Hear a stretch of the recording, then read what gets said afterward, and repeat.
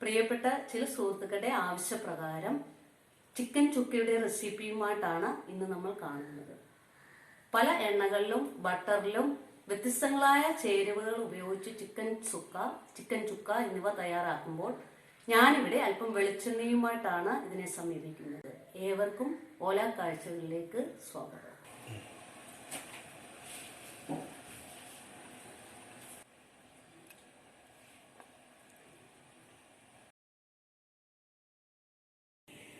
Chicken ടുക്ക റെഡിയാക്കാൻ വേണ്ടി ഞാൻ 1 കിലോ ചിക്കൻ എടുത്തു വെച്ചിട്ടുണ്ട്. ബാക്കി ഏതൊക്കെ ഇൻഗ്രീഡിയൻസ് വേണമെന്ന് നമുക്കൊന്ന് നോക്കാം.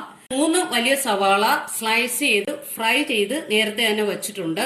അതിനോടൊപ്പം 1 തക്കാളി കട്ട് ചെയ്തത്, 1.5 സ്പൂൺ കുരുമുളക് ചതച്ചത്, 2 സ്പൂൺ കാശ്മീരി മുളക് പൊടി, 1 സ്പൂൺ മല്ലിപ്പൊടി, 1 സ്പൂൺ മഞ്ഞൾപ്പൊടി, 1/2 സ്പൂൺ പെരിഞ്ജീരകം, 1 spoon garam masala, 1 table spoon ഇഞ്ചിയും വെളുത്തുള്ളിയും ചതച്ചത്, ആവശ്യത്തിന് ഉപ്പ്, പിന്നെ കുറച്ച് കറിവേപ്പില, ഇതിനോടൊപ്പം 2-3 സ്പൂൺ വെളിച്ചെണ്ണ കൂടി ഉപയോഗിക്കുന്നുണ്ട്.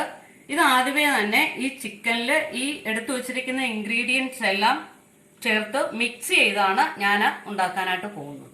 മിക്സ് ചെയ്തതിന് ശേഷം ഞാൻ 1 വലിയ നാരങ്ങയുടെ നീര് കൂടി ചേർക്കുന്നുണ്ട്. ഈ ചിക്കനിലേക്ക് ഞാൻ പറഞ്ഞ ഇൻഗ്രീഡിയൻസ് എല്ലാം നമുക്കൊന്ന് മിക്സ് ചെയ്യാം. ആദ്യം സവാള സ്ലൈസ് ചെയ്ത് ഫ്രൈ ചെയ്ത് വെച്ചേക്കുന്നത് ഇട്ട് കൊടുക്കാം.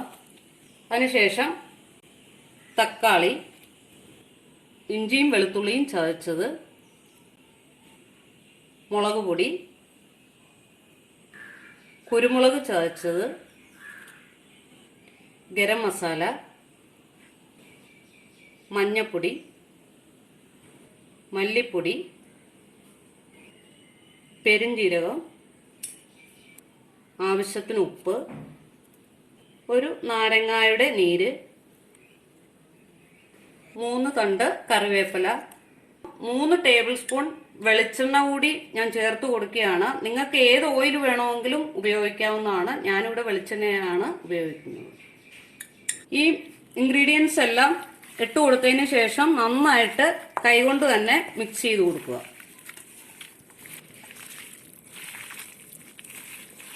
നന്നായിട്ട് മിക്സ് ചെയ്തെടുക്കുക. അതിനുശേഷം നമ്മളിത് 1 മണിക്കൂർ റെസ്റ്റ് ചെയ്യാനായിട്ട് വെക്കുന്നുണ്ട്. അതിനുശേഷമാണ് ഈ ചിക്കൻ നമ്മൾ വേവിച്ചെടുക്കുന്നത്. ചിക്കൻ ഞാൻ ചേരുവകളെല്ലാം ചേർത്ത് പുരട്ടി വെച്ചിട്ട് ഇപ്പോൾ 1 മണിക്കൂർ ആയിട്ടുണ്ട്. ഈ ചിക്കൻ നമ്മൾ ചൂടായ പാനിലേക്ക് ഞാൻ 1 സ്പൂൺ വെളിച്ചെണ്ണ ഒഴിച്ചിട്ടുണ്ട്. ഇനി നമ്മൾ ഇതിലേക്ക് തന്നെ ഈ ചിക്കൻ ഇട്ട് കൊടുക്കുകയാണ്. ചിക്കൻ ഇട്ട് കൊടുത്തതിന് ശേഷം നമ്മൾ 2-3 മിനിറ്റ് ഒന്ന് വെയിറ്റ് ചെയ്യണം. അതിനുശേഷം ഒരു 20 മിനിറ്റ് ഇത് അടച്ചു വെച്ച് വേവിക്കണം.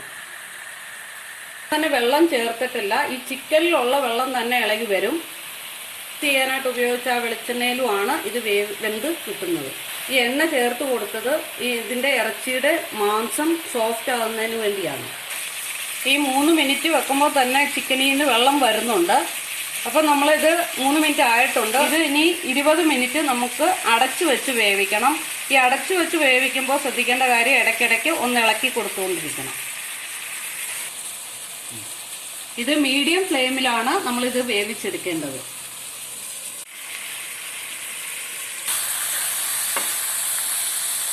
ഈ ചിക്കൻ ഇട്ടതിന് ശേഷം 5 മിനിറ്റ് ആയിട്ടേ ഉള്ളൂ. ഇപ്പം തന്നെ ഇതിന് കളർ ചേഞ്ച് വരുന്നുണ്ട്. ഞാൻ എക്സ്ട്രാ വെള്ളമൊന്നും ഇതിൽ ആഡ് ചെയ്തിട്ടില്ല. ചിക്കനിലുള്ള വെള്ളം തന്നെയാണിത്. സാധാരണ ചിക്കൻ ചുക്ക ഉണ്ടാക്കുമ്പോൾ നമ്മൾ വെള്ളം ആഡ് ചെയ്യാറില്ല. നമ്മുടെ ചിക്കൻ ഇത് പകുതി വേവായിട്ടുണ്ട്. ഇനി നമുക്ക് പകുതി സമയം കൂടെ വെച്ചാൽ മതി. ഇത് ഗ്രേവി വേണ്ടവർക്കാണ് എന്നുണ്ടെങ്കിൽ ഈ ഒരു രീതിയിൽ തന്നെ നമുക്ക് എടുക്കാവുന്നതാണ്. ചിക്കൻ വെന്തതിന് ശേഷം ഞാനിവിടെ ഡ്രൈ ആയിട്ടാണ് ചിക്കൻ ചുക്ക ചെയ്യാനായിട്ട് ഉദ്ദേശിക്കുന്നത്.